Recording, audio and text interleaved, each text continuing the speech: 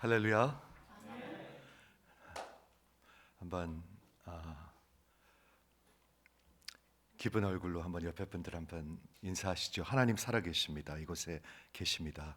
하고 한번 인사하시겠습니까? 네.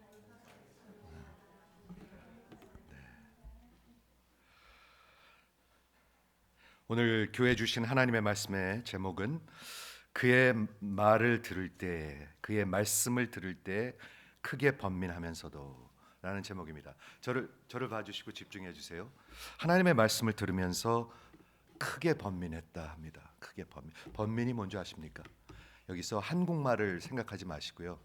Greatly perplexed. Greatly perplexed. 원어나 영어 성경에 보면 하나님의 말씀을 듣는데 망설이는 거예요. 혹시 망설이는 분들이 있습니까?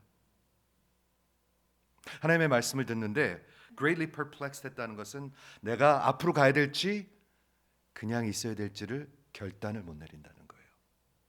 기가 막히지 않습니까? 제가 목회를 하면서 보면 수많은 사람들이 거기 있습니다. 듣기는 듣습니다. 달갑게 듣습니다. 하나님의 말씀이니까 달갑게 듣는데 망설입니다. 오늘 이런 말씀을 가지고 오늘 말씀을 전하는데 하나님의 말씀은 여러분의 귀에 들리는 것이 아니고 이 양심에 들리는 것입니다. 너 양심이 좀 있어라 그런 말 하죠. 양심, 너 양심 좀 있어라. 양심 좀 있으셔야 합니다. 하나님의 말씀을 들으면 양심에 들립니다. 그렇죠? 양심에 들리기 때문에 찔림이 있습니다. 사도행전에 보면 베드로가 설교할 때 2장에서 그리고 사도행전의 8장에서 스데반이 설교할 때 사람들이 찔렸다 했습니다. 그게 무슨 말인지 아는 분 한번 아멘. 예. 그냥 맨날 모른 척하면은 양심이 다 완전히 망가져 버려요. 두려운 상태입니다. 근데 사도행전에 보면은 베드로가 말씀을 전할 때 양심에 찔려 가지고 어찌하면 좋겠습니까? 하고 사도들에게 물었습니다. 그때 뭐라고 했죠? 회개하고 믿음을 얻어서 성령을 받으라 얘기했습니다. 그게 예수 믿는 겁니다. 근데 사도행전 8장에 보면 똑같이 하나님의 말씀을 전했는데 그리고 양심에 찔렸는데 저들이 어찌했죠? 설교자를 죽였습니다. 여러분의 반응도 똑같습니다. 저는 늘 이런 기독교를 외쳐왔습니다. 오늘 하나님의 말씀을 듣는데 헤롯이라는 사람이 여기 나옵니다.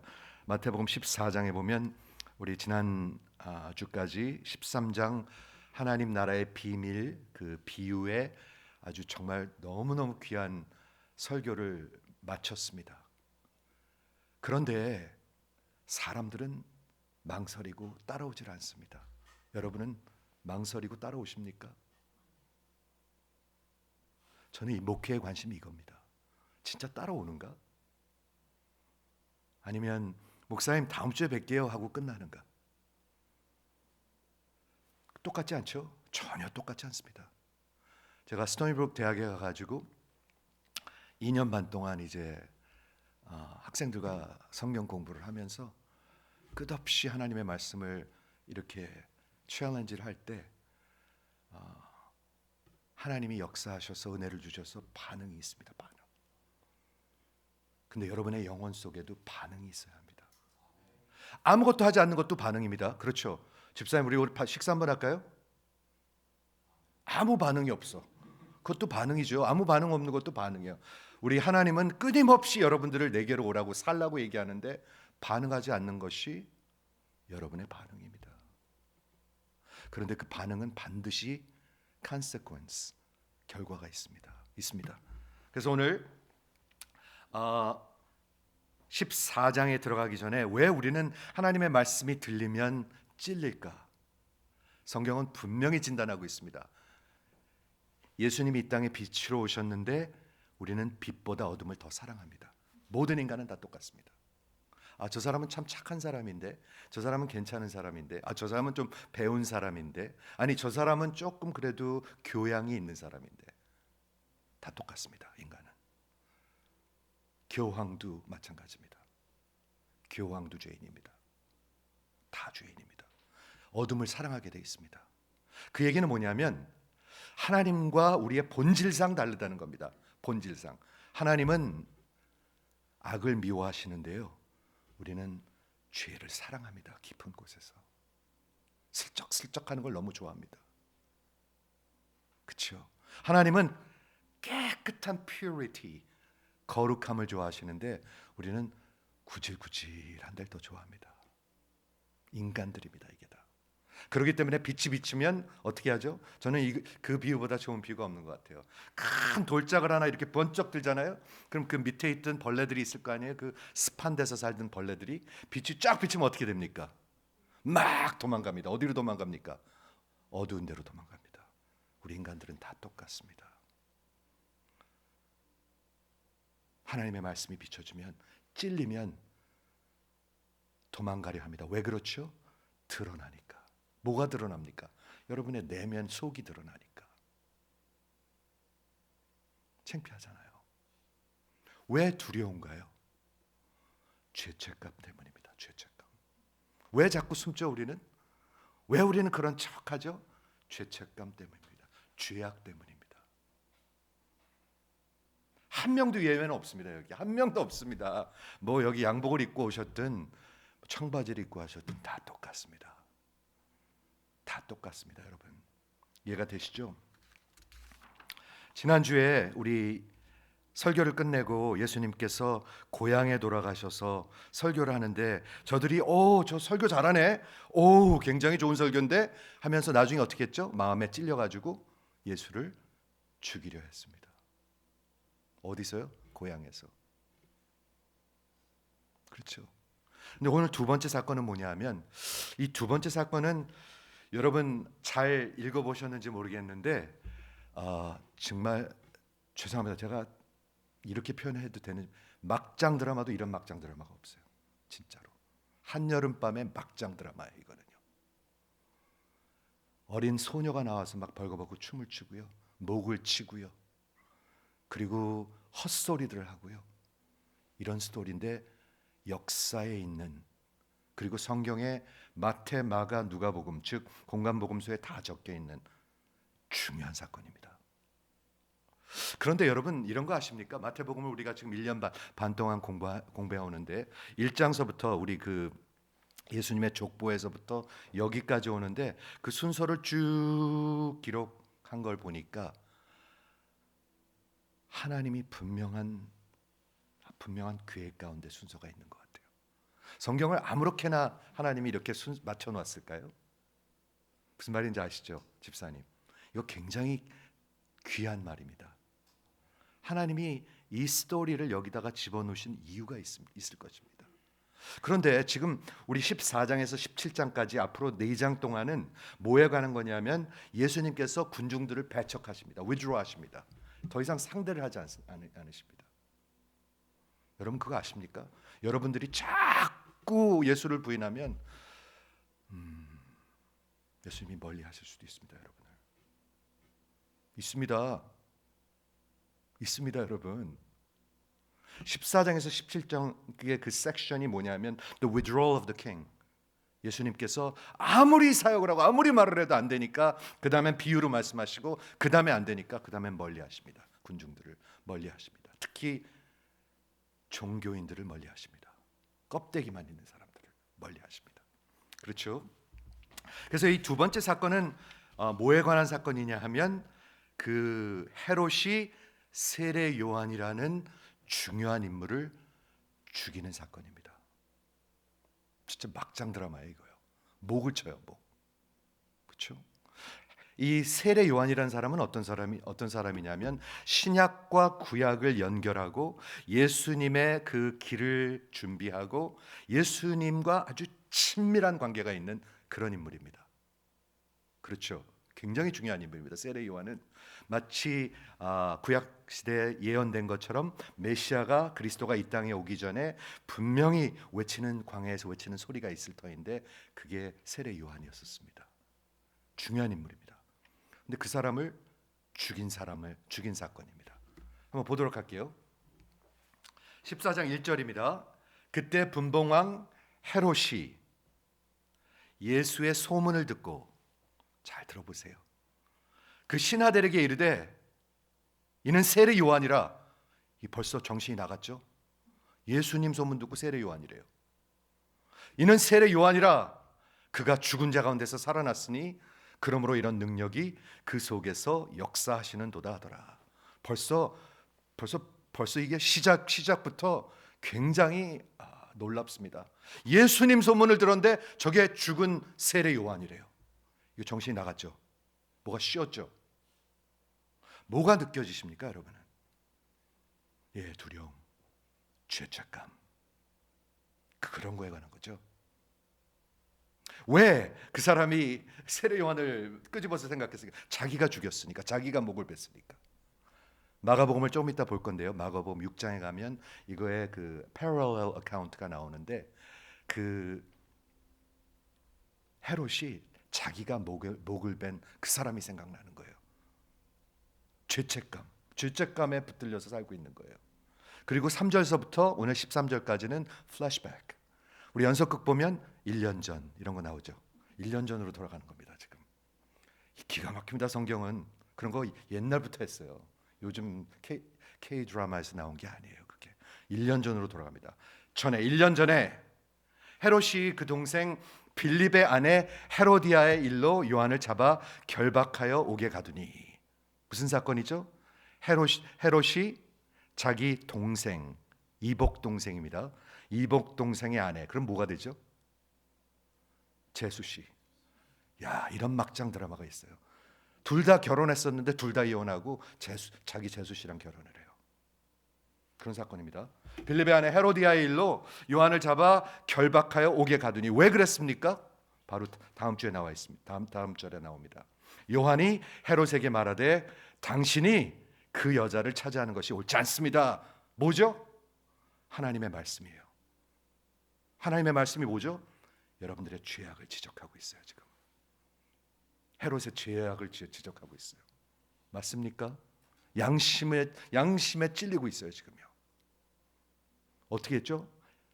사도행전 2장과 같이 반응했나요? 사도행전 8장과 같이 반응했나요? 8장과 같이 반응했습니다. 죽이려 했습니다. 그렇죠?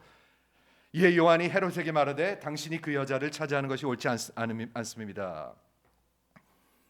헤롯의 반응. 헤롯이 요한을 죽이려 하되. 여러분 듣고 계십니까? 여러분도 똑같은 반응합니다. 여러분 다르지 않습니다. 하나님의 말씀이 들려서 내 양심에 들릴 때 사도행전 2장처럼 어찌할꼬 하고 회개를 하든지, 아니면 그 말씀을 전하는 자를 죽이려 합니다. 그렇죠? 요한을 죽이려 하되 우리가 그를 선지자로 여김으로 그들을 두려워하니. 여기 헤롯이 두려워하는 게 여러 가지가 나오는데요. 헤롯이 여기 두려워하는 게 뭡니까? 요한을 두려워하는 겁니까? 사람들을 두려워하는 겁니까? 네, 사람들을 두려워하는 거예요. 왜 사람들을 두려워하죠? 우리는 사람들이 나를 인정하지 않고 내 것을 잃을까 봐, 나를 좋아하지 않을까 봐. 그래서 사람들을 두려워합니다. 목사도 그런 위기가 많죠. 여러분들이 저를 좋아해야 되잖아요. 그래야 이 교회 나올 거 아니에요. 그러니까 힘든 말 하면 안 되잖아요. 하나님 말씀에서 여러분 맨날 찔리면 어떻게 하겠어요? 돌을 던지고 도망가야 될 거 아니에요. 이런 위기, 이런 템테이션. 그렇죠? 그래서 헤롯이 요한을 죽이려 하되 우리가 그를 선지자로 여김으로 그들을 두려워하더니. 그리고 이제 결정적인 사건이 나타납니다. 마침 헤롯의 생일이 돼요. 왕의 생일이 되었어요. 어떤 걸 그리십니까? 엄청 마시고 먹고, 그리고 춤추는 사람들이 와서 춤을 췄어요. 그렇죠? 헤롯의 생일이 되어서 헤로디아의 딸이 그 연석 가운데서 춤을 추어 헤롯을 기쁘게 하니. 어떤 걸 그리신지 모르겠는데 헤로디아의 딸이면 누구죠? 자기의 딸 왕, 그러니까 공주입니다.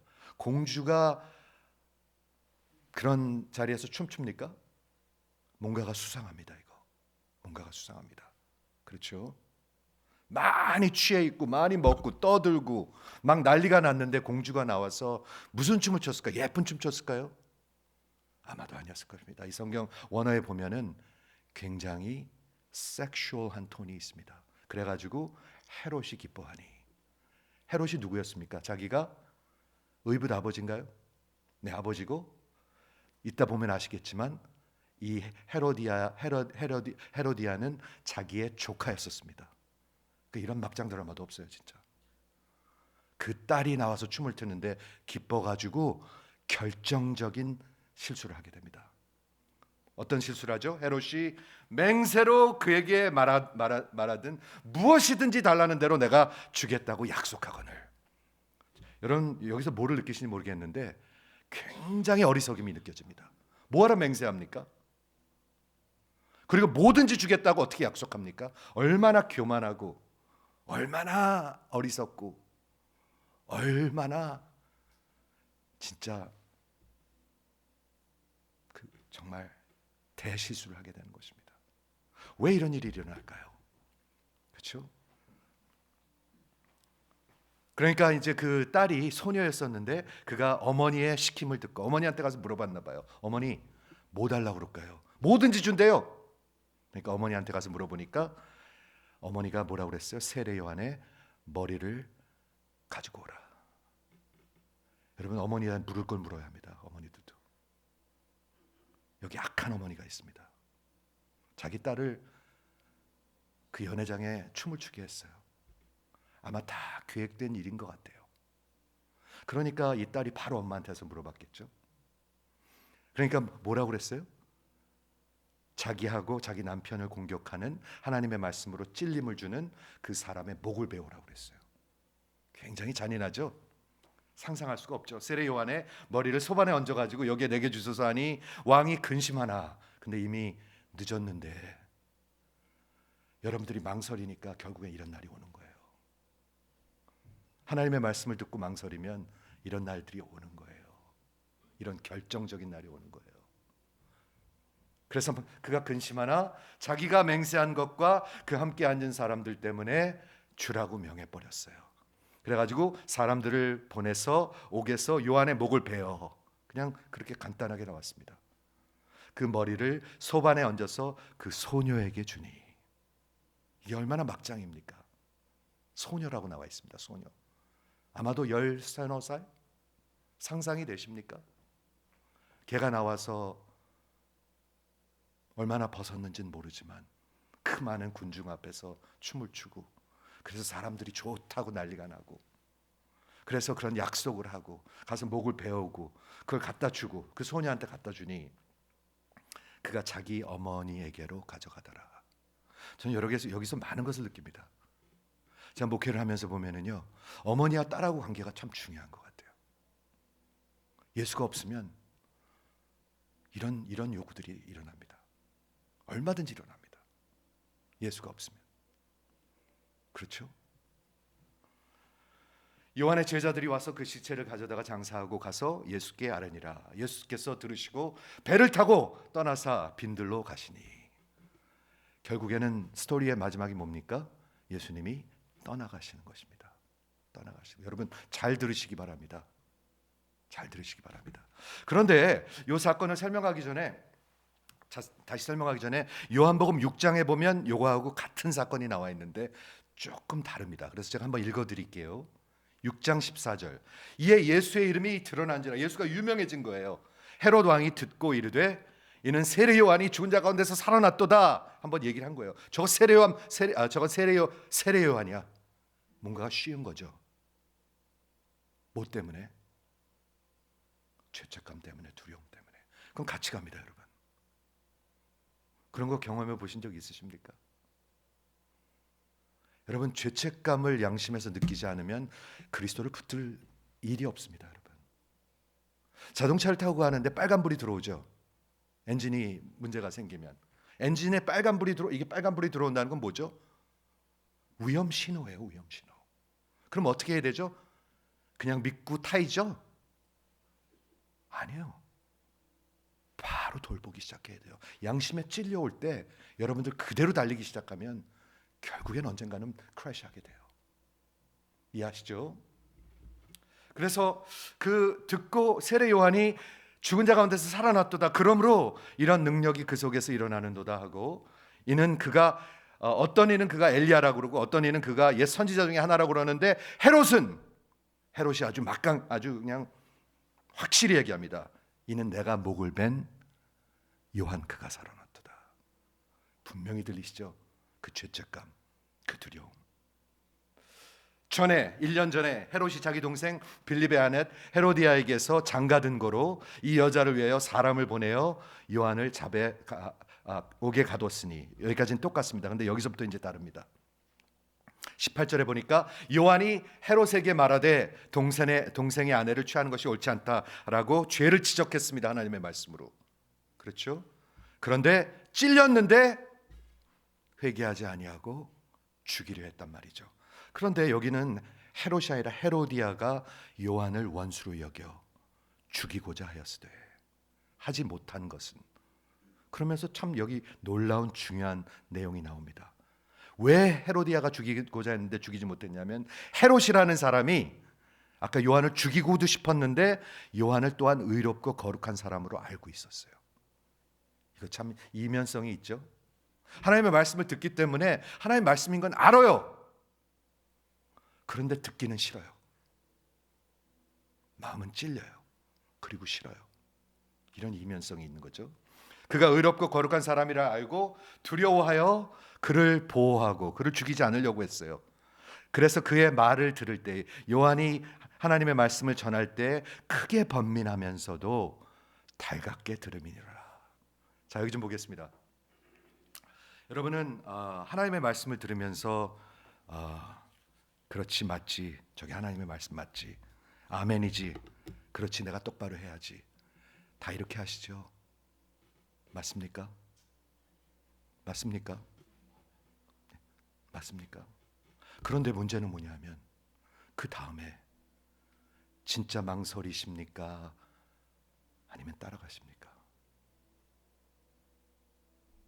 제가 보기에는 망설이는 사람들이 수도 없이 많은 것 같아요. 이 한어권 예배도 마찬가지고요, 영어권 예배도 마찬가지고, 스톤힐브룩에 가서 대학생들한테 설교해도 마찬가지예요. 그 인생이 별로 달라지지가 않아요. 결실이 없어요. 그리고 아무 표정도 없어요. 그리고 늘 하는 말이 뭔지 아십니까? 네, 내가 조금 더 열심히 해야죠. 네, 그게 맞죠. 여기 지금 중요한 사건이 마태복음 복음서에 하나님이 기록해 놓으셨습니다. 이해하시죠? 헤롯 분봉왕이라는 것은 뭐냐면 4분의 1을 통치한다는 뜻입니다. 여기서 나오는 이 헤롯은 예수님이 태어났을 때 그 헤롯의 아들입니다. 헤롯 대왕이 있고 헤롯 더 그레이트 있고, 여기서 나오는 헤롯은 헤롯 안티파스라는 사람입니다. 그래서 분봉왕이 뭐냐면 4분의 1이 아니라 3분의 1로 나눴는데, 그때 이제 북쪽 중간 갈릴리와 페리아가 있는 중간 부분, 예수님이 사역하시던 곳, 그리고 남쪽이 있었는데 유다가 있었는데, 이 중간을 맡은, 즉 예수님이 태어나서 사역하시던 곳을 맡았던 그 분봉왕, 그러니까 마치 총독과 같은 사람이 이 사람이었습니다. 이해가 되시죠? 그 악한 아버지 헤롯 대왕은 예수님이 태어나고 몇 년 있다 죽었습니다. 그래가지고 로마 통치 아래 있었기 때문에 그것을 3등분 해가지고 그 위쪽은 빌립이 맡고, 중간은 이 헤롯이 맡고, 남쪽은 다른 사람이 맡았던 것입니다. 그래가지고 이 헤롯은 헤롯 대왕의 4번째 부인의 아들이었습니다. 이거 역사가 얘기하는 것입니다. 사극을 좋아하시는 분들은 이거 다 이해하실 거예요. 그렇죠? 4번째 아들이고 헤롯은 3번째 부인의 아들이었습니까? 그러니까 둘이 뭐죠? 이복 형제 맞습니까? 좀 빨리 대답. 이복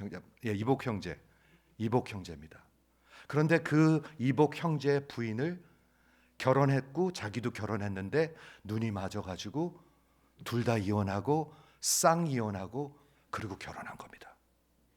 그런데 더 놀라운 건 뭐냐면 이 헤로디아라는 여자는 누구였냐면 헤롯 대왕의 다른 큰 아들의 딸이었었습니다. 왕들은 그렇게 했잖아요, 옛날에. 그러니까 이 헤롯의 조카였었습니다. 그러니까 이 관계를 다 정리하면 뭐냐면 이 adulterous relationship and incestuous relationship, 결국 바람피고 그리고 근친상간하는 겁니다. 아주 더러운 관계입니다. 그래서 하나님의 말씀이 와서 지적을 하는 겁니다. 내가 그 여자를 취하는 것이 옳지 않다라고 얘기하는 것입니다. 그럼 어떻게 해야 될까요? 여러분? 당연히 무릎을 꿇어야죠. 그런데 이 사람들이 그를 죽이려 했다는 것입니다. 요한을 죽이려 했다는 것입니다. 이런 사건이 여기 적혀 있는 것입니다. 성경은 여러분들의 마음속에 죄책감을 얘기합니다. 성령께서 하시는 일이 뭔지 아십니까? 죄를 지적하는 겁니다. 죄에 대하여, 의에 대하여, 심판에 대하여 여러분의 죄를 지적하십니다. 여러분의 죄를 지적하지 않는다면 신앙생활을 한다고 보기가 어렵습니다. 성령께서 살아계시는데 어찌 우리의 죄를 지적하지 않을 수가 있겠습니까? 너 목사가 너무 거만하잖아. 왜 자꾸 사람들을 다 그냥 쥐고 흔들려고 그래? 성령께서 저한테 말씀하십니다. 어떻게 말씀하시죠? 성경을 통해서, 그리고 내 생각을 통해서 성령께서 내게 말씀하십니다. 죄책감이라는 게 없으면 회개도 없고 신앙생활도 없습니다.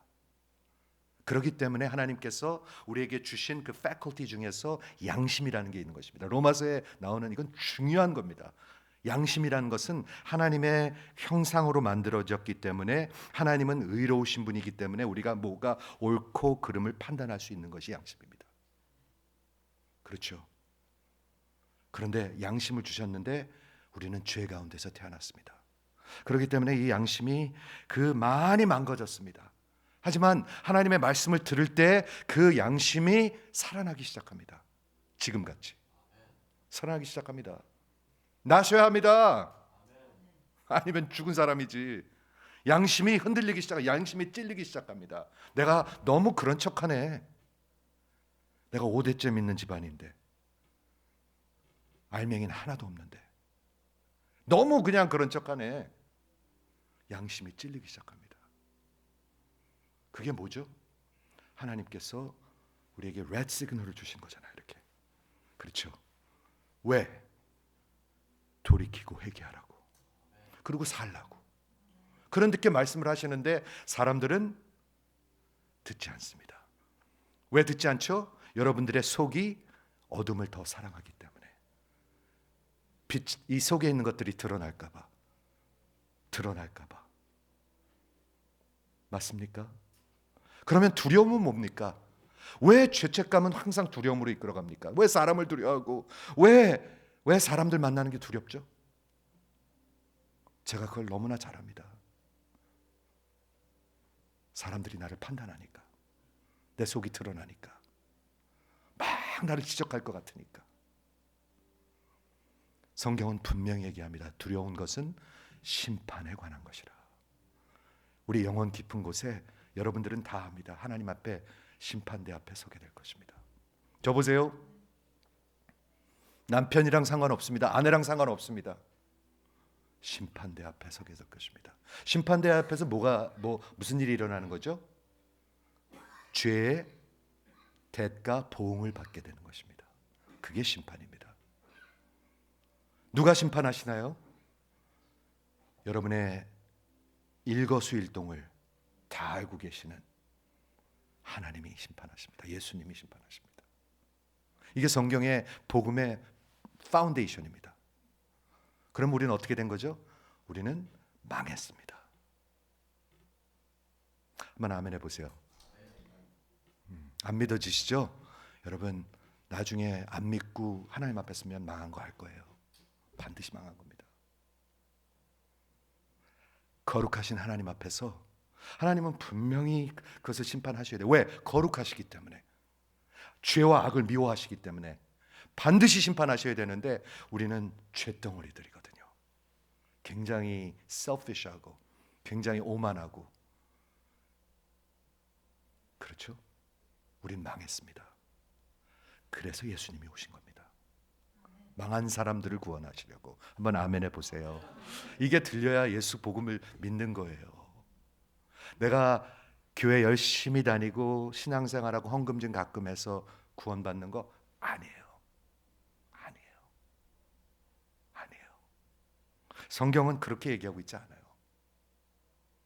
여러분, 어떤 사람들이 이렇게 얘기합니다. 모든 종교는 다 똑같은 것이다. 다 똑같은 것으로 가고 똑같이 구원받는 것이다. 만일 그게 사실이라면 예수님이 하나님의 아들로 이 땅에 오셔서 그 처절한 죽음을 당한 건 예수님 좀 오버하신 거 아닌가요? 여러분 좀 논리적으로 한번 생각해 보십시오. 말도 안 되는 거 아닙니까? 부활의 사건은 어떻게 설명하실 겁니까? 성경에서 약속하시는 예수님이 다시 오시면 어떻게 설명하실 것입니까? 다 거짓입니까? 다 동화하고 만화입니까? 그럴 리가 없잖아요. 여러분이 성경보다 더 많이 아십니까? 하나님이 기록하신 이 성경보다 더 내 생각이 더 지혜로우십니까? 어리석은 생각들 하지 마세요. 이해가 되십니까? 기독교 복음은 모든 종교는 다 우리의 힘으로 우리가 잘하고 우리가 열심히 하고 우리가 착한 사람 되고 우리가 교회 열심히 다니고 우리가 헌금하고 이런 거 우리가 하는 거고요. 기독교 복음은 우린 망했어요. 그래서 예수님이 오신 것서 예수님이 하시는 거예요. 그런데 지금 하나님의 말씀을 들으면서 여러분들은 번민하고 있습니다. 망설이고 있습니다. 얼굴에 써 있어요. 번민하는 분들. 옆에 분 살짝 한번 봐보세요. 번민하나? 해결이 됐나? 진짜입니다. 이거 좀 보셔야 합니다. 왜냐하면 맨날 숨으니까. 우리 진짜 번민하는 사람들이 앉아있나? 진짜 해결된 사람들이 앉아있나? 목회가 뭡니까? 교회는 뭐하러 합니까? 구원받으라고. 그렇죠? 자유함을 얻으라고. 그 죄의 짐을 지고 다 교회까지 왔다가 다 살 길을 가르쳐줬는데 죄의 짐을 다 들고 또 나가. 아이고 답답해라. 목회는 참 답답한 겁니다. 다 들고 또 나가. 그리고 일주일 내내 그거 갖고 만지작거리다 또 와 교회는. 그리고 또 하나님 말씀 들으면 그렇지 맞지 하면서 또 망설여. 여러분들입니까 그게? 여기 있어요. 분명히 있어요. 그런데 여기서 가리키는 것이 무엇입니까? 그런 사람들은 매우 위험한 곳에 있는 것입니다. 어느 날 이런 날이 옵니다. 어떤 날? 헤롯의 생일이었습니다. 자기 생일날 파티를 했어요. 왕이 파티를 했으니까 얼마나 정말 화려한 페스티비티, 그렇죠? 먹고 마시고. 옛날 고대에 그런 것은 다 이건 기븐입니다. 그리고 여자들이 나와서 막 춤추고. 그런데 이날은 여자들이 나와서 춤춘 게 아니라 공주가 나와서 춤을 췄어요. 소녀가 나왔어. 소녀. 얼마나 더럽습니까 이게? 얼마나 그게 더러운 모습입니까? 그 누가 기획했을까요? 누가 기획해도 했을 텐데. 제 생각은 확실하진 않지만 엄마가 했을 것 같아요. 엄마들도 예수 없으면 이렇습니다. 자식 팔아가지고 이렇게 자기가 살려고 합니다. 엄마들 이렇습니다. 아버지들도 마찬가지고요. 그렇죠? 딸을 보냈어. 딸. 아마 다 얘기가 났을 거야. 아니 수도 없이 들었을 거예요. 그 소녀가 자라면서 맨날 그 하나님의 말씀 전하는 헤롯이 아니라 요한을 미워했을 거예요. 저놈을 죽여야 되는데, 저 입을 막아야 되는데, 저놈이 자꾸 우리 관계를 자꾸 얘기하니까 내가 도저히 못 살겠다. 저놈을 죽여야 되는데 이러고 있었을 거예요. 그러고 자라났을 거예요. 그 자식이 얼마나 불쌍합니까? 그 어머니의 그런 독을 먹고 자랐는데. 여러분 아시죠? 어머니들이 예수가 없으면 자식들이 독을 먹고 자랍니다. 독을 먹고 자랍니다. 저는 목회하면서 수도 없이 봅니다. 이런 건. 이런 일들. 야! 네가 잘 되는 걸 누가 챙겨주냐? 교회는 무슨 교회? 네가 잘 돼야지. 그거 누가 챙겨주냐? 이 독을 자꾸 갖다 먹인단 말이에요. 그 춤을 췄어요. 거기서 춤을 췄는데 어떻게 췄는지 여러분이 상상하지 마세요. 상상할 필요 없어요. 상상을 했는데 헤롯이 기뻤대요. 이 능글맞은 속이 시커먼 어둠이잖아요, 이거요. 그리고 하나님의 말씀은 늘 듣긴 듣는데 자꾸 망설이는 사람들. 그렇죠? 즉 아직도 어둠에 있다는 얘기입니다. 그건 아직도 어둠에 있다는 얘기입니다. 교회 다닌다고 빛에 있는 것이 아닙니다. 듣고 계십니까? 아닙니다. 아직도 어둠에 있습니다. 왜? 빛으로 나오면 이게 두려우니까. 왜 두려워요? 내 악함이 드러날까 봐. 내 진짜가 드러날까 봐. 그런데 여러분 아십니까? 요한복음 4장에 이혼 5번 한 여인이 진짜 그 생수를 달라고 그랬을 때 예수님이 뭐라고 그랬죠? 가서 남편 될 거라고 그랬습니다. 그게 무슨 얘기인 것 같습니까? 네 속이 드러나야 예수님이 찾아오실 수가 있는 것입니다. 내 죄악을 다 드러내고 항복을 해야 예수님이 내 왕이 되어 주시는 것입니다. 오늘 그런 일이 있으시기를 주의 이름으로 축원을 드립니다. 여러분 껍데기 붙들고요, 크게 계속 번민하면 끝까지 이러다가 이런 일이 생깁니다. 결정적으로 예수가 떠나가는 일이 생깁니다. 여러분이 예수를 떠나는 거죠. 그렇죠? 계속해서 그러니까.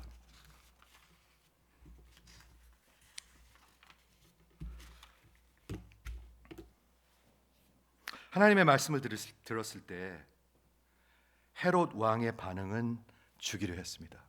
여러분은 어떠십니까? 이게 성경의 표현입니다, 여러분. 제가 여기서 여러분들한테 좋은 말만 하면 여러분들은 저를 죽이려고 하지 않습니다. 근데 하나님의 말씀을 그대로 전하기만 하면 듣기 싫습니다. 왜? 양심에 찔려오니까. 가짜 아니야? 당신 가짜 아니야? 이렇게 들려니까. 당신 껍데기 아니야? 권사인데 도대체 아무 열매가 보이지가 않네? 이렇게 들리니까. 내가 50년 60년 다는 게 다 헛것이라고 이렇게 들리니까. 내 의가 다 무너져 내리니까.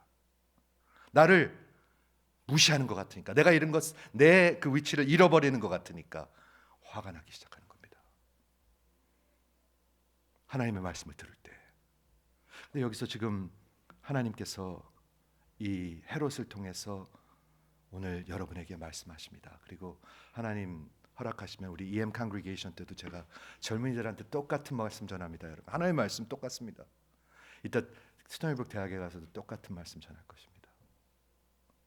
그런데 귀한 건 뭔지 아십니까? 지난주에 말씀드린 것처럼 이사야서에처럼 말씀하신 것처럼 비가 오고요, 눈이 오면 그 비와 눈이 그 하늘의 창고로 다시 돌아가지 않는데요. 이사야서에 보니까. 그리고 땅을 적신대요. 그리고 땅을 적시고 거기서 싹이 나고 소출이 난대요.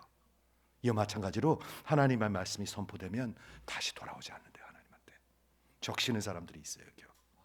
그리고 싹이 나는 사람들이 있고, 그리고 소출이 나는 사람들이 있다고. 저는 이것 때문에 용기가 납니다. 오늘 분명히 그런 일이 있을 것입니다. 여러분들 표정 봐갖고는 잘 모르겠어요. 잘 감추니까. 우리 특히 한국 분들 잘 감추시잖아요. 체면. 근데 그게 무너져야 예수가 정말 내 속 안에서, 내 인생 안에서 왕 노릇하실 수가 있거든요. 이게 무너져야. 나는 시커먼 사람인데, 나는 망한 사람인데, 여러분 망한 사람들입니다. 예수 없으면. 저는 분명히 얘기합니다. 메디컬 스쿨 가는 거 축복 아니라고 얘기합니다. 저는 메디컬 스쿨 가놓고선 예수 잘 믿는 사람 저 별로 못 봤습니다. 아니 거의 못 봤습니다. 그래서 복이 아니라고 저는 학생들한테 외칩니다. 왜? 그 메디컬 스쿨을 잡고 의사 되는 걸 잡고 예수를 넣어버리니까. 그게 어떻게 복입니까? 망한 거지. 이해하시죠? 마태복음에 보니까 요한이 죽이려 했고, 마가복음에 보니까 헤로디아가 죽이려고 했대. 헤로디아는 구약 시대에 나오는 이사벨과 같은 아주 그냥 쌍벽을 이룹니다. 이사벨하고 헤로디아, 악녀들, 그렇죠?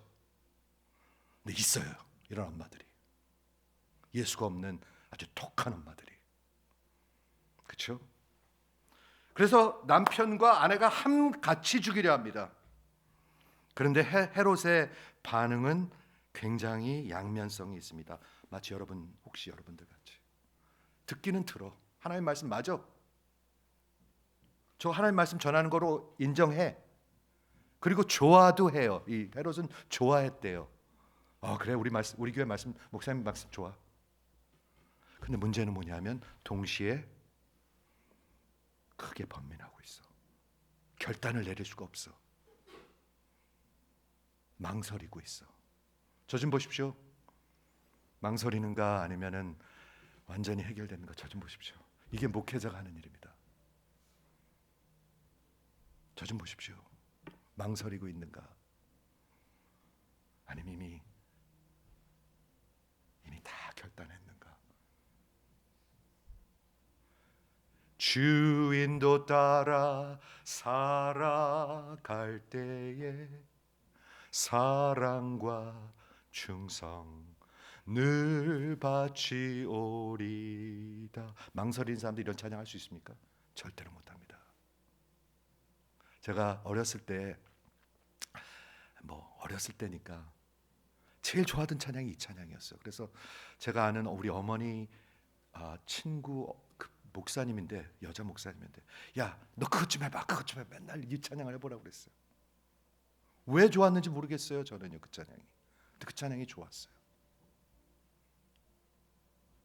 주인도 따라 살아갈 때 사랑과 충성 늘 바치오리다. 망설이는 사람들은 그런 거 하나도 없어요. 아직 결단 못한 하나도 없어요. 없어요, 여러분. 왜 그런 줄 아십니까? 지난주에 분명히 그걸 디파인 하셨습니다. 불신입니다. 불신. 그것이 불신입니다. 안 믿는 겁니다. 불신. atypical, apistia, 불신입니다. 내 인생을 걸 만한 분이 아닙니다. 그분은. 그 정도는 아닙니다. 좋은 분은 맞는데 내 인생을 다 걸고 다 팔아서 살 뿐, 그 정도는 아니라는 것입니다. 그런데 성경은 그게 예수 믿는 거라고 얘기합니다. 그러니까 여러분이 결단하셔야 합니다. 이해가 되시죠? 이해가 되시죠? 그 정도는 아니에요. 그래서 그것을 불신이라고 하는 겁니다. 여러분은 믿지 않는 것입니다. 종교인들은 믿는 것이 아닙니다. 그냥 껍데기만 입고 있는 거죠. 이렇게 껍데기. 속은 세상하고 똑같은데, 속은 시커먼데 어둠을 더 사랑하는데. 이해하시죠? 말씀을 정리하겠습니다. 여러분은 망설이고 계십니까?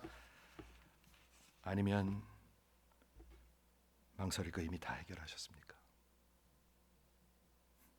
눈들이 반짝반짝하는 분들도 있고요, 저를 피하려고 애쓰는 분들도 있어요. 제가 여기 강단에 선 지가 이제 30년이 됐습니다, 여러분. 물론 하나님만 아십니다. 물론입니다. 하지만 목회라는 것은 진짜 예수를 붙드는 사람들을 세우는 일입니다. 아니면 교회는 없습니다. 그냥 껍데기만 있는 거지. 소매북에 가서 제가 2년 반 동안 우리 대학생들과 하나님 말씀 계속 공부하면서 저들의 마음을, 양심 얼마나 찔렸겠어요.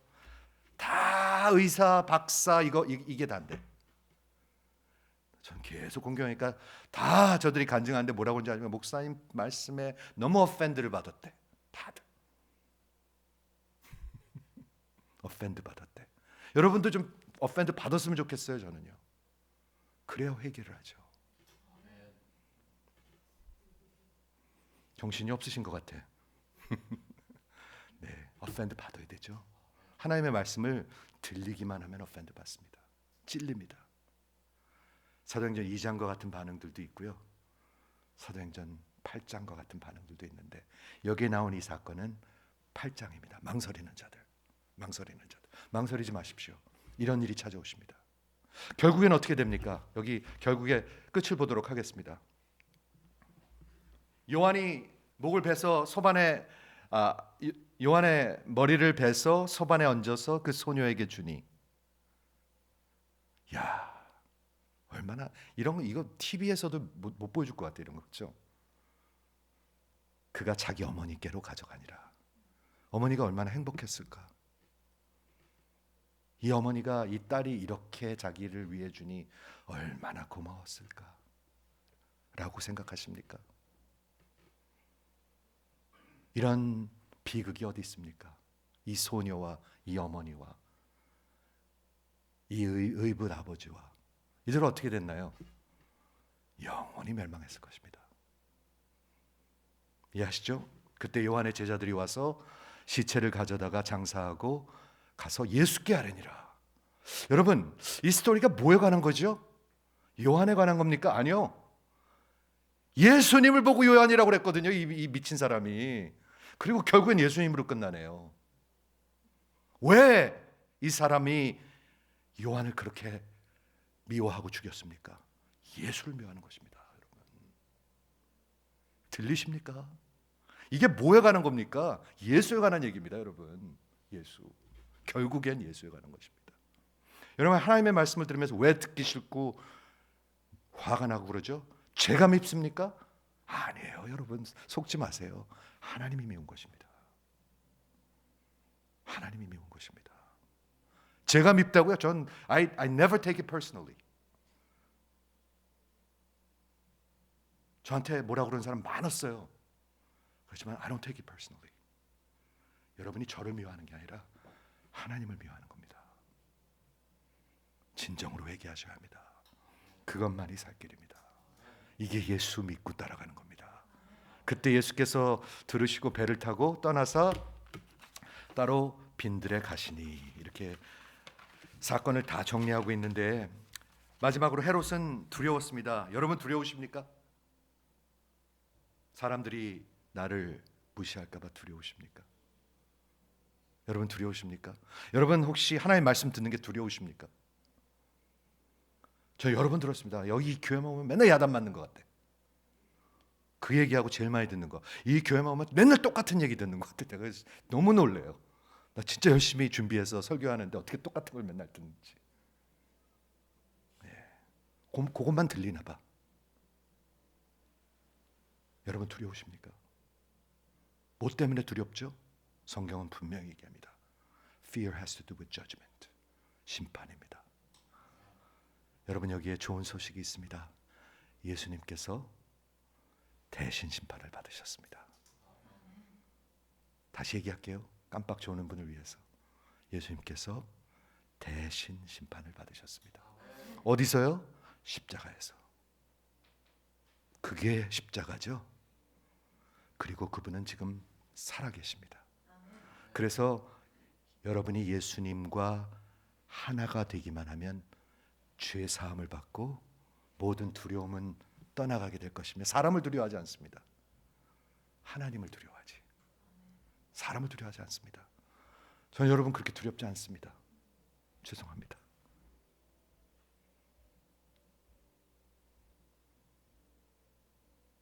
그리고 영원히 살게 되는 것이 기독교 복음입니다. 여러분 망설이지 마시고요. 오늘 결단하세요. 아예 천천히 하지 뭐 다음 주도 있고 그 다음 주도 있고 우리 남편 우리 아내 해결된 다음에 하지 우리 대학 보낸 다음에 하지. 그 전에 생일날이 다가오잖아요. 생일날이 다가오잖아요. 그런 위험한 날이 다가오잖아요. 성경은 이런 말씀을 하고 있는 것입니다. 우연히 여기 와서 앉아 계신 거 아닙니다. 절대로 아닙니다. 하나님은 여러분을 사랑하시고 살기를 원하십니다. 그렇죠? 오늘 망설이지 마시고 돌이키시고 나를 위해서 대신 심판받으신 그 주님을 그냥 그분께 나오시기만 하십시오. 여러분의 영혼에 생명을 불어넣어 주실 것입니다. 기도하겠습니다.